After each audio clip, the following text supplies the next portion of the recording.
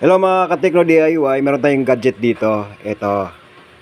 Ito siya, maganda to pag nag-ayos ka ng e-bike. Madali mong matrace yung sira ng motor mo at saka controller. Kasi meron siya dito, ayan o, yan ang mga connection niya. Motor hole ito, motor hole line, tapos meron siyang phase line, yung tatlong ano, ayan. Alam niyo naman siguro kung mga technician kayo. Tapos dito naman para sa controller.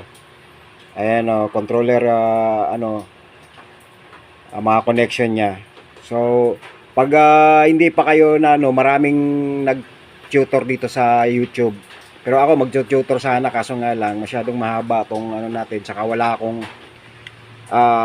nakalabas na linya sa motor at saka sa pinaka controller niya. Pero sa ngayon, ito muna ipapakita ko sa inyo, malaking tulong to. Maraming salamat po sa panonood. Don't forget to subscribe na lang po, libre naman po, tsaka thumbs up. Maraming salamat.